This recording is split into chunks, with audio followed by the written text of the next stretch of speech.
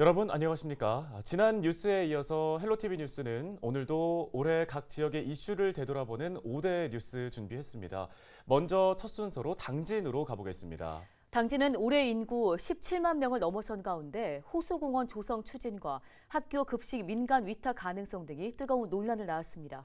한범호 기자가 전해드립니다. 지난 10월 당진시 인구가 17만 명을 돌파했습니다. 당진 인구는 10년 가까이 16만 선이었는데 무려 50년 만에 17만을 회복한 겁니다. 지역마다 소멸 위기를 맞고 있는 가운데 인구가 꾸준히 늘고 있는 당진시. 비결론 단연 기업 유치가 꼽힙니다. 민선 8기 이후 유치한 투자 금액은 약 7조 1천억 원. 산업단지 분양률도 90%를 넘어 추가 산단 조성에 나선 상황입니다. 실제로 본격적인 투자 유치 이후 인구가 3천 명 가까이 늘어난 걸로 집계됐습니다. 충남의 약 한 50% 이상이 당진에서 투자되어 있고 실질적으로 보면 전국에 제일 많이 투자한다고 저는 판단하고 있어요. 네. 그만큼 투자가 많이 되니까 당진에 인구가 온다. 저는 그렇게 생각하고 있습니다. 당진시는 20만 자족도시를 1차 목표로 내건 가운데 풀어야 할 과제도 있습니다. 지역 내 인구 불균형이 대표적입니다. 시내는 신도시 조성 등으로 증가 추세인 반면 외곽 읍면 지역은 감소세를 벗어나지 못하고 있습니다. 당진시는 역세권 개발과 공공기관 건립, 추가 산단 조성 등으로 불균형 해소에 나서겠다는 계획입니다. 오성환 당진시장의 공약 사업인 호수공원 조성이 올해 본격 추진됐습니다. 당진시는 주민 찬성 여론을 내세우며 공원 필요성을 강조했습니다. 호수 공원이 설문조사 결과에 나온 것처럼 시민들이 바라는 하나의 정주 여건 시설로 봤기 때문에 결정을 했다. 이렇게 말씀을 드립니다. 이후 호수공원 조성은 급물살을 탔습니다. 대상지 선정위원회가 대덕동을 최적지로 결정했고 당진시는 투기 방지를 위해 주변을 토지거래 허가구역으로 지정했습니다. 축구장 23개 면적 규모의 호수공원을 오는 2027년까지 조성하겠다는 목표로 현재 각종 행정 절차가 진행되고 있습니다. 이런 가운데 막대한 예산을 확보하기가 쉽지 않고 낭비성 토건 사업으로 전락할 수 있다는 우려도 나오는 상황. 당진시는 국도비와 민자유치를 통해 예산을 확보하겠다는 방침입니다. 올해 당진을 뜨겁게 달군 논란 중 하나는 학교 급식입니다. 당진시는 내년도 조직 개편과 함께 공공급식 지원센터 운영을 교육지원청에 넘기는 방안을 추진했습니다. 문제는 교육지원청이 운영 불가 입장을 밝히면서 민간 위탁 가능성이 제기된 겁니다. 학부모 단체 등은 민간에서 급식을 맡을 경우 질이 떨어지고 식재료 관리 등이 부실할 수 있다며 강하게 반발하고 나섰습니다. 급식의 주체인 이 학생들하고 또 이제 그를 대변하는 이제 우리 학부모님들과의 그 단 한 차례의 소통도 없었거든요. 이게 저희가 알게 된 게 언론을 통해서 이 결과를 이제 딱 이제 접하게 됐어요. 그것이 조금 이제 좀 서운하고 또 일방적으로 이렇게 결과만 발표한 이 행정에 조금 신뢰를 할 수 없다라는 입장입니다. 당진시는 센터 이관이 확정된 게 아니라면서 한동안 명확한 입장을 내놓지 못했습니다. 이후 오성환 시장이 학부모들과 만나 시 직영 유지 의사를 밝히면서 논란은 일단락됐습니다. 당진시가 지역 첫 국가기관 유치에 성공했습니다. 해양경찰관들의 교육과 훈련을 맡는 기관이 당진에 들어서는 겁니다. 해경은 1,700억 원을 투입해 오는 2027년까지 합덕읍에 인재개발원을 건립할 예정.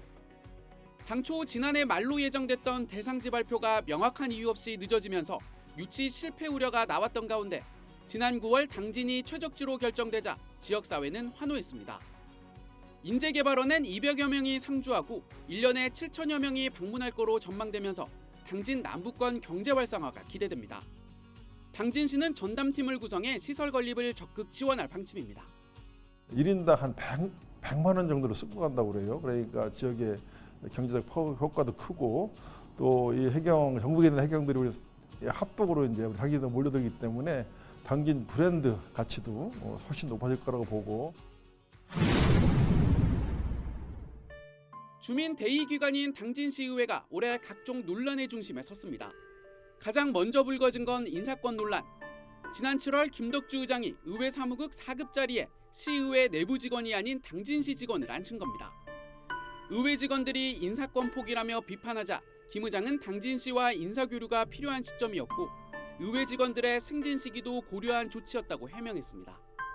다음 달엔 더불어민주당 소속 의원들이 김선호 의원의 본회의 5분 발언을 김 의장이 합당한 이유 없이 막았다며 사과를 요구하고 나섰습니다. 김 의원은 전영옥 의원의 공식 사과와 징계를 요구하려 했던 걸로 전해집니다. 앞서 전 의원은 동료 의원에게 성희롱과 막말을 했다는 논란에 휩싸였던 상태. 김 의장은 5분 발언은 정책이나 시 현안에 대해서만 할 수 있다는 회의 규칙을 근거로 발언을 막았다고 밝혔습니다. 이런 가운데 지난달엔 산업건설위원회 소속 일부 의원들이 국회 연수 도중 퇴폐업소에 들렀다는 의혹이 제기됐고 당사자들은 사실을 부인하기도 했습니다. 헬로티비 뉴스 한보호입니다. 네, 이어서 예산 지역으로 가봅니다. 올해 예산군에서는 전통시장 활성화 프로젝트가 큰 성공을 거두었습니다.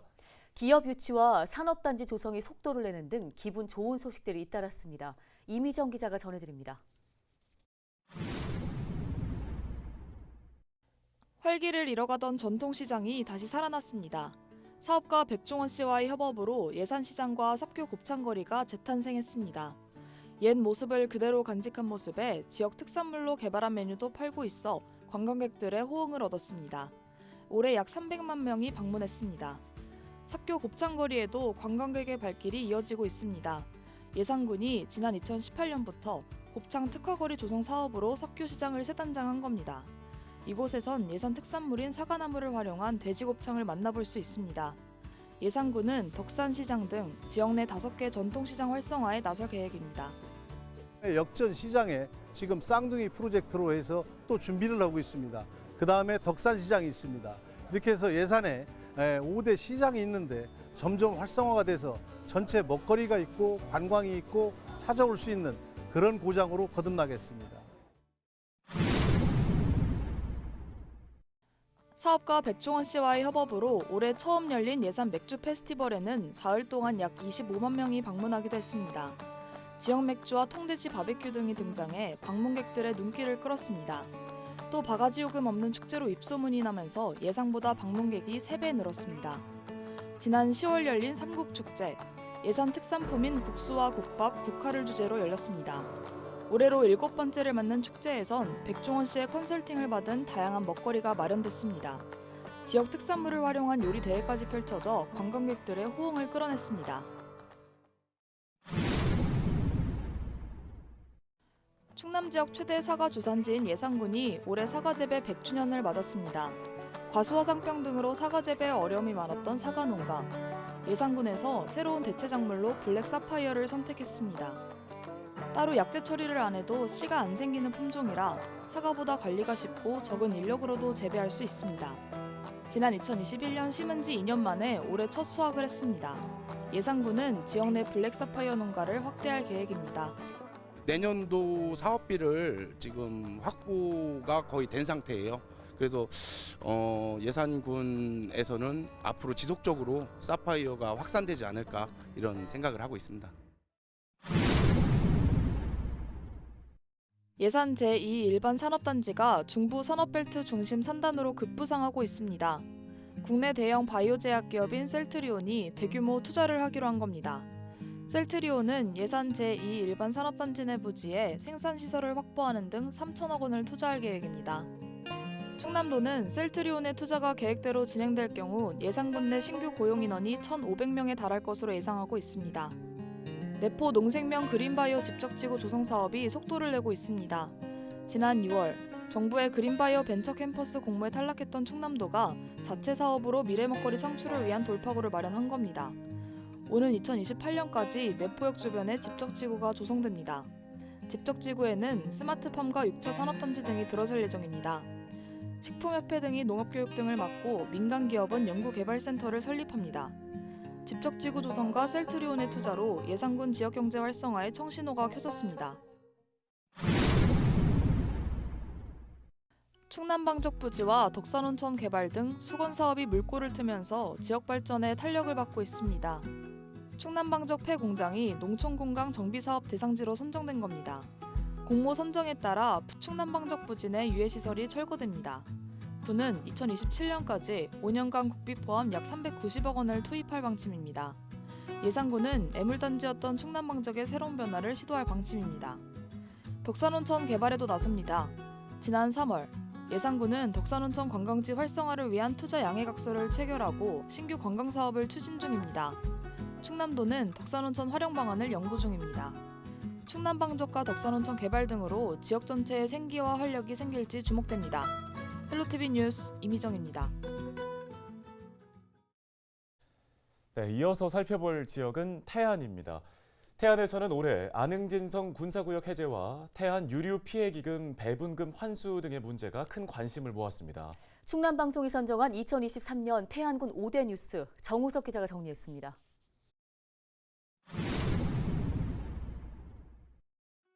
태안 안흥징성이 50년 만에 국민에게 개방됩니다. 국가 지정문화재인 안흥징성은 성벽의 절반 가까이가 국방과학연구소 안에 있어 지난 1976년부터 출입이 차단됐습니다. 이에 따라 지난 3월 태안군 인구의 약 3분의 1에 해당하는 19,000여 명은 안흥징성의 보호구역을 해제해달라고 국민권익위원회에 집단고충 민원을 제기했습니다. 그 결과 권익위는 지난 9월 안흥징성 개방을 결정했습니다. 이에 따라 오는 2025년까지 철조망 등 보안시설은 다른 곳으로 옮겨지고 태안군은 성벽 400m에 대한 복원정비 사업을 추진할 계획인데요. 2026년 완전히 개방될 예정입니다. 뿐만 아니라 군사시설 보호구역으로 묶인 백화산과 삭선리 일부 지역의 규제도 60년 만에 완화됐습니다. 해당 지역이 제한 보호구역으로 완화되면 주민들은 건축 행위를 비롯한 재산권을 행사할 수 있게 되는데요. 권익위는 오는 2028년 이전까지 제한 보호구역 해제를 검토할 예정입니다. 그동안 방치되었던 우리의 귀중한 안흥진성을 복원하고 정비하여 문화재적 가치를 회복하고 군민과 국민들께서 아름다운 안흥진성을 자유롭게 관람하실 수 있도록 우리 태안군은 최선의 노력을 다하겠다는 말씀을 드립니다. 지난 2018년 태안화력발전소에서 일하다 숨진 비정규직 노동자 김영균 씨의 사망사고에 대한 법원의 최종 판단이 나왔습니다. 지난 7일 대법원은 김영균 씨의 사망사고에 대해 원청기업 대표에게 책임을 물을 수 없다는 결론을 내렸습니다. 김병숙 전 한국서부발전 대표가 사고의 위험성 등을 구체적으로 알지 못했다고 판단한 건데요. 반면 한국발전기술법인과 원청과 하청, 임직원 10명은 유죄가 확정됐습니다. 하지만 모두 집행유예 또는 벌금형을 선고받아 해당 사건으로 실형을 선고받은 사람은 없게 됐습니다. 유족과 노동계는 성명을 내는 등 비판의 목소리를 높이고 있습니다. 또 노동자의 인권을 위해 국민적 관심이 필요하다고 강조했습니다. 이것은 시민들이 함께 꼭 많은 관심을 가져주셔야 한다고 저는 생각하거든요. 왜냐하면 누군가의 가족이고 누군가의 친구이고 또 내가 될 수도 있기 때문에 우리 모두가 산업 현장에서 안전하게 일할 수 있는 일터를 만들기 위해서 최선을 다해서 함께 싸웠으면 좋겠습니다. 지난해에 이어 올해도 해상풍력발전단지는 태안에서 가장 뜨거운 감자 중 하나였습니다. 태안 지역 화력발전소 가운데 석탄을 사용하는 발전기는 모두 10기에 달합니다. 2025년을 시작으로 2032년까지 8기가 단계적으로 폐쇄될 예정인데요. 이에 따라 세수 170억 원이 감소하는 등 지역 경제의 타격이 클 것으로 예상되는 상황. 태안군은 문제 해결을 위해 해상풍력 발전단지를 조성할 계획입니다.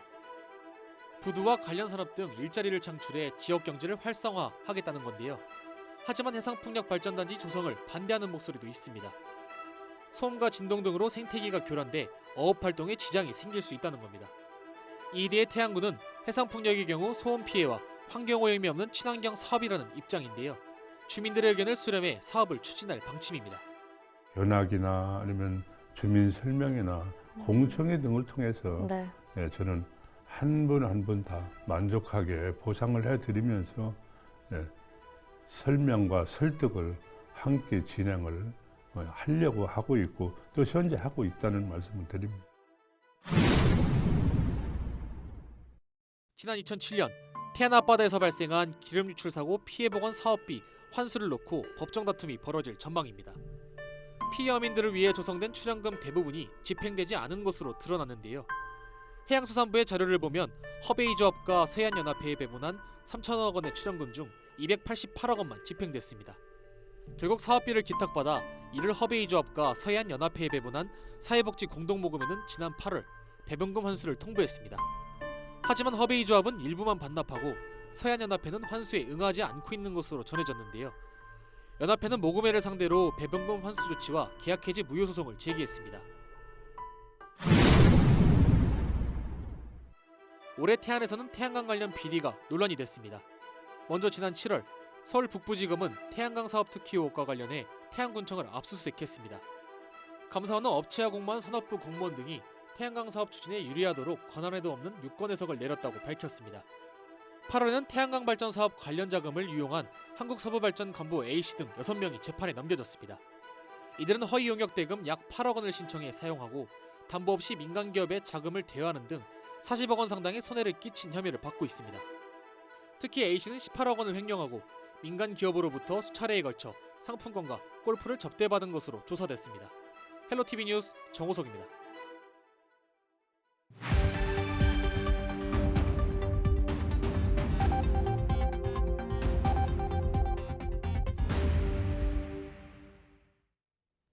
시청자 여러분 안녕하세요. 여러분의 교통안전을 책임지고 있는 충청남도 경찰청 박기량 경장입니다. 사고 현장이 담긴 블랙박스 영상을 통해 교통안전 수칙을 점검해보고 있는데요. 오늘의 첫 번째 사고 영상부터 만나보겠습니다. 지난 9월 논산의 한 교차로 블랙박스 차량이 적색 전멸 신호에 좌회전하다 직진 차량과 충돌하는 사고가 발생합니다. 직진 차량 쪽은 황색 전멸 신호가, 불박 차량 쪽은 적색 전멸 신호가 운영 중인 교차로인데요. 전멸 신호도 반드시 지켜야 하는 약속입니다. 황색 전멸 등은 서행하면 통과, 적색 전멸 등은 반드시 정지해야 합니다. 적색 전멸 신호를 무시하고 주행하다 사고를 내면 신호 위반으로 인한 12대 중과실 교통사고로 처리된다는 점 잊지 마시길 당부드립니다. 다음 영상 이어서 보겠습니다. 지난 3월 당진의 한 도로, 블랙박스 차량이 적색 신호에 멈춰서는데요. 뒤따라오던 화물 차량이 그대로 들이받는 사고가 발생합니다. 전방 주시 의무를 위반한 안전운전 불이행 사고로 처리됐는데요. 앞만 잘 보고 운전해도 자동차 사고를 20% 이상 줄일 수 있습니다. 여기에 안전거리까지 여유있게 확보한다면 사고를 예방할 수 있습니다. 계속해서 다음 영상 보시죠.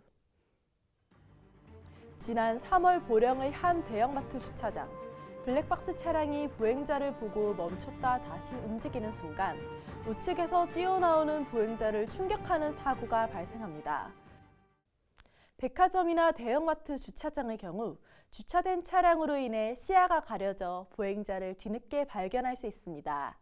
언제 어디서든 보행자가 나타날 수 있다 생각하고 항상 주의하는 자세가 필요합니다.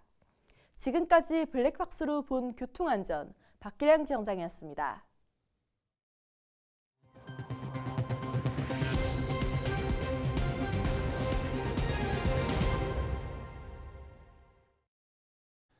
충남 지역 초중고 학생 가운데 초등학생이 학교 폭력을 가장 많이 경험한 것으로 나타났습니다.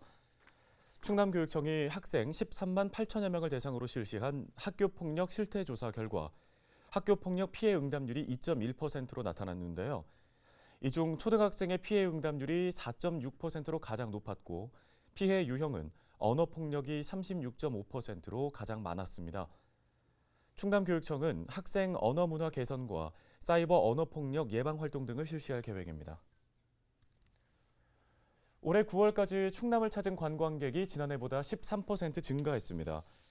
충남도는 한국문화관광연구원이 발표한 주요 관광지 입장객 통계 자료를 분석한 결과 9월 기준 누적 충남 관광객 수가 2,197만여 명으로 집계됐다고 밝혔습니다. 관광객들이 찾은 주요 관광지는 천안 독립기념관과 서산 간월암, 예당호 출렁다리 등이었습니다. 충남도는 새로운 관광 수요에 맞춰 워케이션 등 체류형 관광을 활성화하겠다고 밝혔습니다. 헬로티비 뉴스가 오늘 준비한 소식 여기까지입니다. 네, 시청해주신 여러분 고맙습니다.